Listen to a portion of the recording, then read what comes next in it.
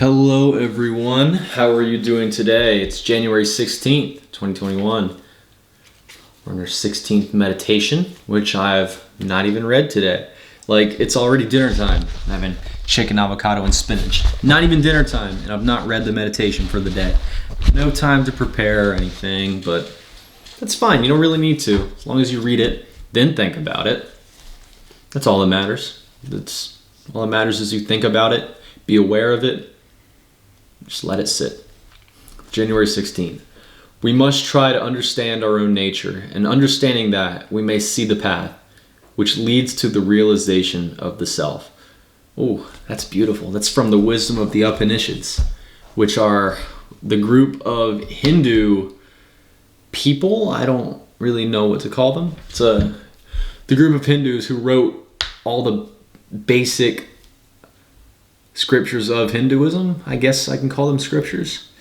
But if you haven't read anything of the Upanishads, you definitely should. It's been one of the most interesting, life-changing readings for me, reading the Upanishads, the main 8 or 12, however many it is. But reading them is amazing. But let's dive into this a little more. Understanding your own nature.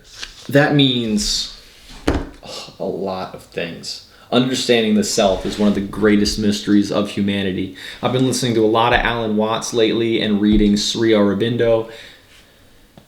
It's all about the self. And the crazy thing about the self is, it's like, as Alan Watts says, understanding the self is like trying to bite your own teeth or smell your own nose or touch the tip of your finger with the same tip of the same finger. It's nearly impossible. Still, though, it's one of humanity's journeys. It's what the path is for. It's for understanding the self and the divine within. And as the wisdom says, we must try to understand our own nature. But what is our own nature? Our own nature is the idea, human nature. It's the idea that any human, anywhere, could be absolutely evil, could be absolutely good, could be perfectly neutral. Each human has just as much of the capability as any other human to be absolutely good or evil. So take the Nazis, for example, in World War II. That could have been any of us. People don't like to admit that because their ego gets in the way, but I very much could have been a Nazi, blonde hair, blue-eyed. I also could have been one of the Russian Revolution people to going around and taking over the Russian government. I could be chopping heads off in the French Revolution. Every human has the same chance of being in the same shoes as any other human. It all just depends on where you are, how you're brought up. But in understanding your human nature, you understand that you have the potential to be anything. And in understanding that, you can more clearly see how to look inwards towards yourself. By yourself, I mean capital S, self. But looking at the self is no easy task. I'd say I've been on this path for about a year now. More officially for 6 months, but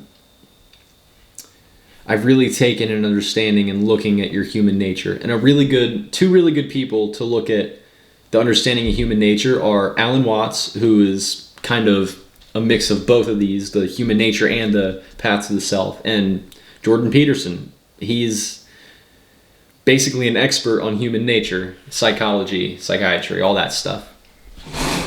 And of course, you can't study human nature without studying any philosopher ever.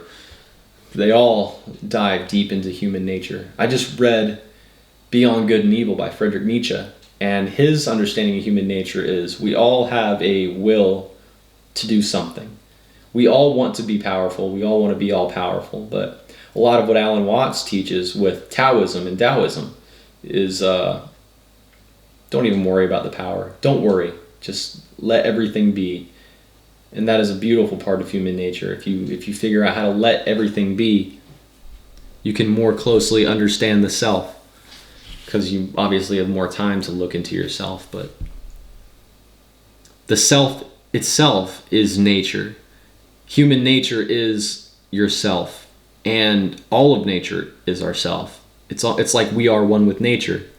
I'm just thinking out loud here. That's what these videos are. It's just me trying to think out loud and go down a train of thought while hopefully teaching you something. And I hope you are also going down the same train of thought as I am, or you can pick up on it later on or branch off in different ways. I'm just trying to open a dialogue here, trying to get a little bit of wisdom out there to turn on our minds, so to say. We must try to understand our own nature, and understanding that we may see the path, which leads to the realization of the self. This also implies that it is natural to eventually down the road, down the path, realize the self. It's like it will happen inevitably. And if you look at Buddhism, you can get the idea that after each lifetime, you get closer and closer and closer, maybe a couple steps back, as we said in the last meditation, where you may stumble and fall.